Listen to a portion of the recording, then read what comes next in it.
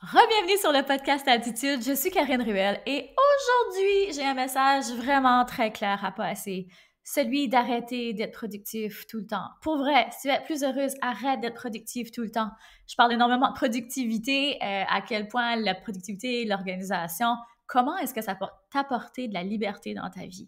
Mais lorsque tu tombes de l'autre côté, lorsque tu sais pas comment être bien productive, balancer cette productivité-là, bien, ça devient vraiment dangereux parce que tu peux vite tomber du côté du surmenage. Donc, au lieu d'être organisé, on devient surmené. Donc, c'est super important de regarder la balance, l'harmonie dans tout ça parce qu'on vit dans une société qui valorise énormément le hustle mode. Puis peut-être que dans tes croyances intrinsèques à toi, c'est vraiment très ancré. Le fait de croire que si tu travailles pas, ça veut dire que tu n'es pas vaillant. Si tu travailles pas tout le temps, je devrais dire, si tu travailles pas tout le temps, t'es pas vaillant, tu n'auras pas de succès. Peut-être que ça t'a été appris. Moi, j'ai déjà partagé à quel point j'ai été élevée avec des parents qui travaillent beaucoup. C'est des personnes qui sont extrêmement vaillantes, qui travaillent beaucoup, qui valorisent pas beaucoup le repos. Fait que j'ai grandi avec cette façon de penser-là que si je travaillais pas, je valais pas grand-chose. Si je travaillais pas tout le temps.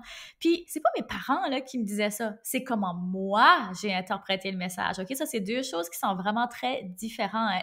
Mais je t'invite vraiment à regarder, est-ce que t'es addicté, t'es accro à travailler pour les bonnes raisons? Souvent, la raison, là, dans le fin fond de ça, le vrai problème, là, c'est parce qu'on manque de confiance en soi. On recherche l'approbation. On a souvent pické up. Que, par exemple, je prends encore une fois l'exemple de mes parents. Moi, j'ai pris pour acquis que quand je travaillais, là, j'étais valorisée. C'est pas vrai, mes parents m'aiment quand même, même si je travaille pas. Ben, j'ai pris cette idée-là, cette croyance-là. Puis après, ben, je l'ai gardée. Fait que même chose, quand je regarde ma relation avec Dave, souvent, je vais encore avoir ce réflexe-là. J'ai envie de me reposer, puis je me dis, ah, ben là, si je me repose, est-ce qu'il va penser que je suis pas assez vaillante? Par exemple, un exemple, lorsque j'ai voulu commencer à travailler 4 jours par semaine, ben, je me disais, oh, peut-être que lui, il va pas trouver ça, il va pas trop être d'accord avec ça, va peut-être se dire que, justement, il va avoir l'impression de moi que je suis pas assez vaillante. Et c'est tellement une idée préconçue. Encore une fois, c'est moi qui avais mis des mots, des intentions dans sa bouche. Lui, il avait absolument pas dit ça. C'est moi qui l'avais interprété comme ça avant même de l'avoir dit. Tu sais, si on recule un peu plus loin, où est-ce que pour moi, où a été le virage? Quand est-ce que j'ai commencé à réaliser que se reposer, c'est productif, puis d'être productif tout le temps, c'est extrêmement malsain. C'est la meilleure voie pour frapper un mur. Quand on a le piton collé sur la productivité, là, puis le gaz au fond, là, ça devient difficile de tourner les croches. Fait que ça peut devenir vraiment dangereux. Puis, le déclic pour moi s'est fait lorsque j'ai eu ma deuxième fille, Michaela. Donc, tu sais, je disais souvent pour rigoler, pour rire, que lorsque j'ai réussi à me déplier de ma césarienne, j'ai commencé à travailler. Je disais ça, puis je trouvais ça bien drôle jusqu'à ce que je réalise que c'est pas drôle du tout, là. C'est vraiment pas drôle parce que j'étais exténuée, j'étais fatiguée, épuisée. Je veux dire, je venais juste d'accoucher que déjà, c'était au moment où j'avais réouvert en plus mon bureau privé de psychologie. J'avais encore les business en ligne qui roulaient. Donc là, j'essayais de rouler une business pignon sur rue, une business en ligne. En tout cas, je faisais plein de choses en même temps. J'avais 2 enfants, 2 jeunes enfants, un bébé que j'allaitais. Ma mère venait venait me porter Michaela au bureau pour que je l'allaite entre mes clients. Hey, c'était intense, mon affaire, quand j'y pense aujourd'hui, là. Je valorisais pas du tout le repos. J'étais vraiment accro à travailler. Je valorisais ça. Pour moi, travailler était égal succès. Mais pour vrai, là, l'épuisement professionnel, là, le burn-out, là, ça devrait jamais être le prix à payer pour avoir du succès.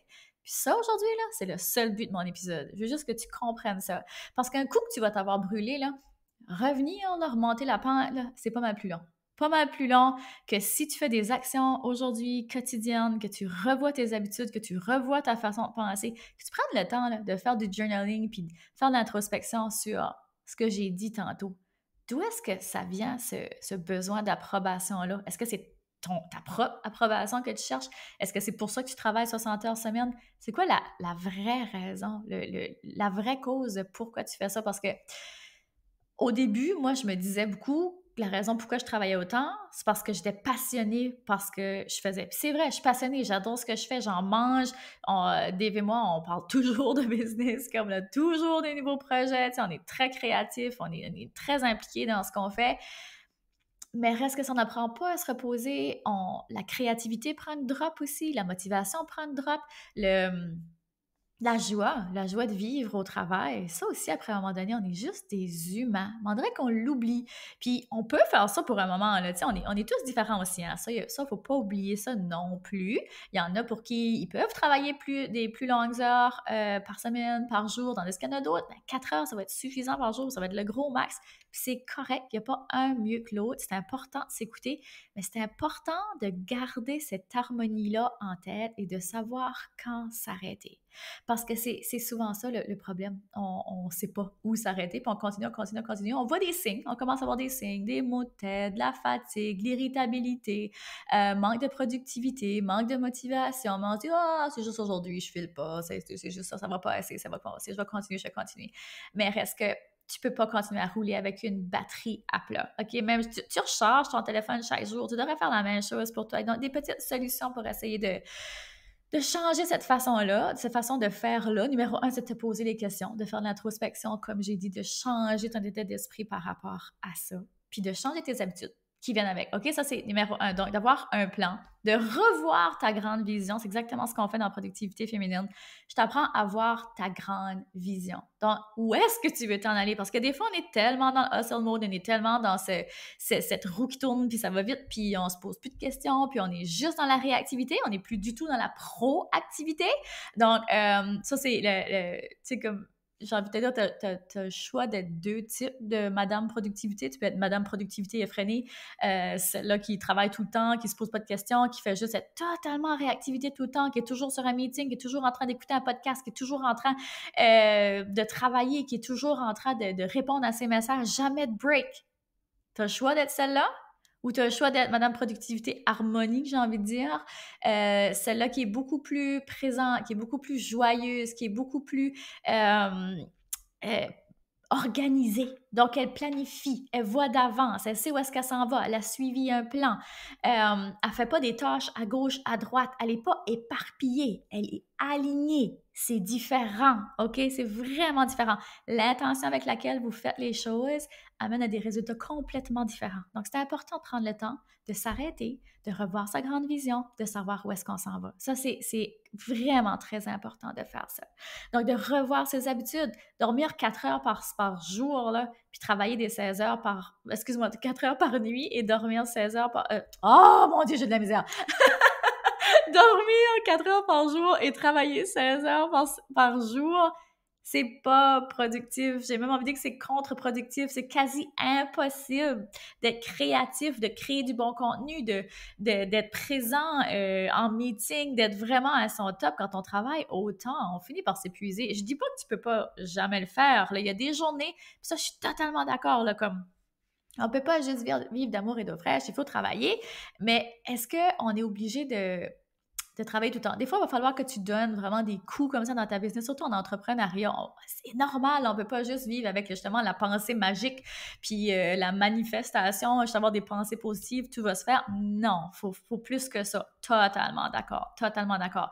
Mais avec un plan d'action concret. On sait où est-ce qu'on s'en va. Avec des actions intentionnelles, on peut y arriver tellement plus aisément, tellement plus joyeusement. Donc, une des choses que je veux vraiment que tu retiennes d'ici aujourd'hui, c'est se reposer, c'est tout aussi productif que travailler.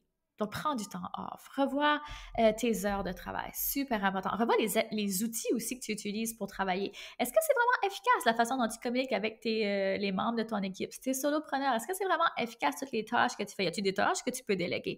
Donc, revois tout ça. Revois tout ça. Prends le temps de faire ça. Prends le temps, faire un pas en arrière des fois ou de mettre carrément la brique, le frein, puis de regarder tes processus, comment tu agis. Ça, là, ça peut être tellement productif, ça peut tellement te propulser plus loin. Fait que j'espère que ces petits trucs-là, ça t'a aidé aujourd'hui. J'espère que cette nouvelle façon de voir les choses, ça t'a ouvert les yeux. Parce que je le dis et je le redis, le burn-out, l'épuisement professionnel, ça ne devrait pas être le prix à payer pour le succès. Donc, sur ce, j'espère que tu as aimé l'épisode. Je t'invite à venir partager sur le blog avec nous comment tu te sens face à ça. Qu'est-ce que tu vas faire à partir d'aujourd'hui? C'est quoi les actions que tu vas poser pour commencer à changer ton état d'esprit, commencer à changer tes actions? Tout ne va pas se faire du jour au lendemain. Il y a beaucoup de pensées que tu as probablement très incrustées en dedans, qui sont plus difficiles à venir déconstruire, si on veut, mais ça se fait. C'est un pas à la fois. Donc, je t'invite vraiment à venir partager avec nous. Si tu as aimé cet épisode-là, partage-le. Ce message-là a tellement besoin d'être passé qu'on n'a pas besoin d'être productif tout le temps, même que c'est le contraire. Il y a d'autres façons de faire. Donc, sur ce, merci d'avoir été là. Merci d'avoir pris de ton précieux temps pour passer ce temps-là avec moi. Je t'apprécie énormément et on se revoit dans le prochain épisode. Bye! Vous venez d'écouter le podcast Altitude. Pour ne rien manquer des prochains épisodes, abonnez-vous au podcast et cliquez sur le 5 étoiles. Vous pouvez aussi consulter nos outils gratuits créés pour vous au www.podcastaltitude.com. Merci d'avoir été là et à très bientôt dans le prochain épisode Femmes d'Altitude.